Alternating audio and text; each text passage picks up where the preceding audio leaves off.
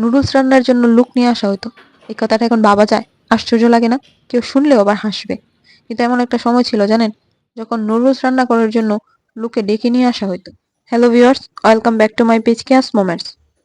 ওইদিন আমার নানুকে এই নুডলস রান্না করে দেওয়ার পর নানু বলতেছিল যে কেমন এখন ঝটপট 1 মিনিটেই নুডলস রান্না করে নিয়ে আসিস। আর আমাদের এদিকে প্রথম যখন নুডলস গেল তখন অন্য বাড়ি থেকে মহিলা নিয়ে আসা হতো নুডলস রান্না করার জন্য। আসলে বাংলাদেশে প্রথম রাজত্ব করা নুডলস কোকোলা।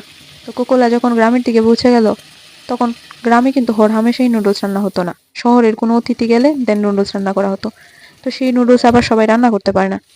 আসলে না পারার কারণ হলো কোকোলা নুডলস আগে সিদ্ধ করে নেওয়ার কারণে অনেকেই আবার সিদ্ধ করতে গিয়ে বেশি গলিয়ে ফেলে, কেউটা আবার শক্ত থাকে।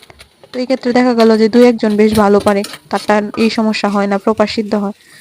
তো তাকে নিয়ে আসা হইতো কোনো বিশেষ অতিথি আসলে তার জন্য নুডলস রান্নার জন্য। আর এখনকার দিনে তো বাবা নুডলস রান্না করার জন্য আলাদা করে লোক নিয়ে আসবে।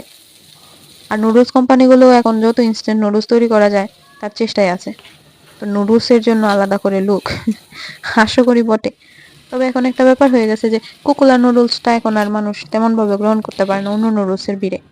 কিন্তু আমাদের ছোটবেলায় কোকোলা ছাড়া অন্য কোনো নুডলস পাওয়াই যেত না।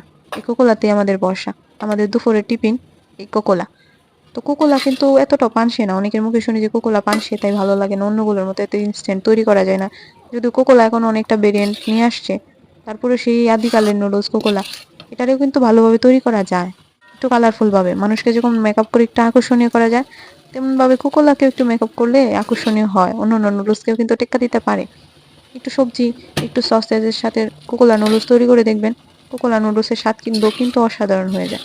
বাজারে নতুন নুডলসই আসুক না কেন, যত স্বাদেরই হোক না কেন, কোকোলার স্বাদটা কিন্তু আমাদের কাছে একটু অন্যরকমই হবে। কোকোলা মানেই আমাদের নস্টালজিয়া, কোকোলা মানেই আমাদের ছোটবেলা, সেই আমাদের দুপুরের টিফিন কোকোলা। আজকে এ পর্যন্তই, পরবর্তী ভিডিও দেখার আমন্ত্রণ রইল। ধন্যবাদ।